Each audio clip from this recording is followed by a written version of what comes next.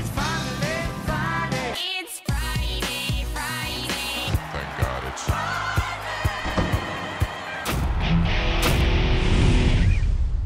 All right, welcome back to the Friday Show, presented by Cal Racing Cares. I'm Scott Jagow, along with Ray Paulick. We're glad you could join us. Ray, it's a big week next week in South Florida. We've got the $16 million Pegasus World Cup. But before that, it is Eclipse Award season, and the ceremony takes place on Thursday. Not a lot of drama this year. Some years we have some drama. This year it's a little anticlimactic, especially when you consider Horse of the Year slam dunk for Gunrunner and his awesome performance throughout the season. But there are some categories with some interest. Let's start with the 3-year-old male division, where it looks for this like for the second year in a row, we're going to have a horse who didn't even compete in the Triple Crown races win this category. Yeah, there seems to be complete parity in the 3-year-old male division again. You had, as you said, 3 different Triple Crown race winners. They didn't go on beyond the Triple Crown to accomplish anything. In jumps West Coast, winning 2 Grade 1s in the Traverse and the Pennsylvania Derby, and he ran well enough behind Gunrunner. In the Classic to win that division, it's kind of a, ho-hum Eclipse Award for West Coast, but, an Eclipse Award's an Eclipse Award, as they say. Congratulations to him. He really, he's a good colt. He just wasn't ready to compete in the Triple Crown. And he ran well in the Classic. I mean, I think he could have won if the circumstances had been different, but certainly he was a top-level performer throughout the second half of the season. The 2-year-old categories are always tough unless the dominant horse wins the juvenile, and that did not happen here. Bolt Doro didn't win, and a maiden won the juvenile, Good Magic. So who do you side with? Well, it's a maiden that finished second, I think, in the Champagne. But 2 Grade 1s for a 2-year-old is better than 1 Grade 1.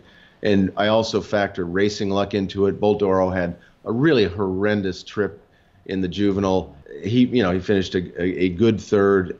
I would vote for Bolt Doro just based on the 2 wins and the fact that he showed up in the Breeders' Cup, but the circumstances were too much to overcome for him. Yeah, I agree. I did vote for Bolt Doro, although it was pretty close. The one where I'm pretty sure I'm going against the grain is the 2-year-old filly category. I did not vote for Caledonia Road, the winner of the juvenile fillies, who was an upset at 18-1, I believe. No, I went with Rushing Fall, who competed only on the turf, but she won all 3 of her starts, convincing fashion, a couple of Greatest Stakes wins, culminating with the Breeders' Cup Juvenile Fillies turf. It's tough to get voters past the American dirt mentality, but I'm going to try to start pushing people in that direction because I believe we should start giving equal weight to horses who perform on turf, because I think there's a good future on turf for American racing, and if you're undefeated, you're undefeated. Well, I think you can buy a pretty small bandwagon because I don't think many people are with you on that one. It's American 2- and 3-year-old racing is dirt. A very prominent trainer once told me his turf horses are horses that can't run on dirt. So I know that's not the way everybody thinks, but the Triple Crown is dirt.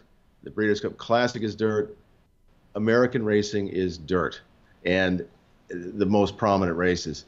You're fighting a hard battle there to convince people to consider turf races on equal footing with dirt races if they're both Grade 1.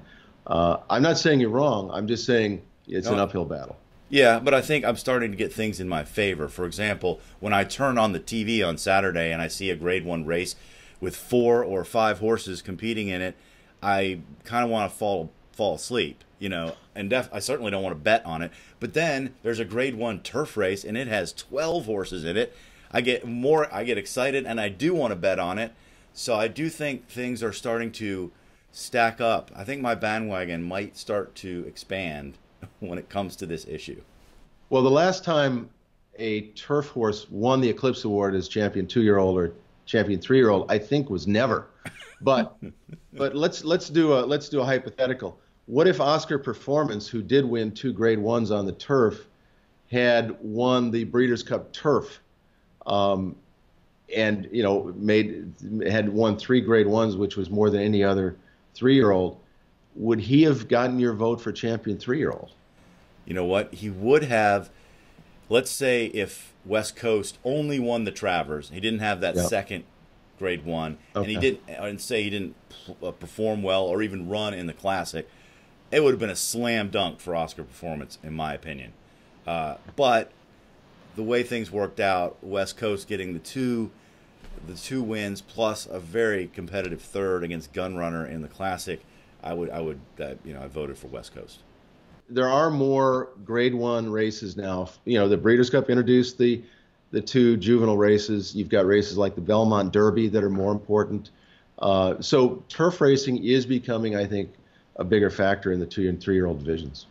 One of the other categories that was kind of intriguing this year was owner, and the reason that is the case is because Saul Cumin made a case for himself and his partners to be on, as a finalist, because he had a piece in a lot of graded stakes winners, but he didn't even show up in the standings because he's a part owner and the way they do these things.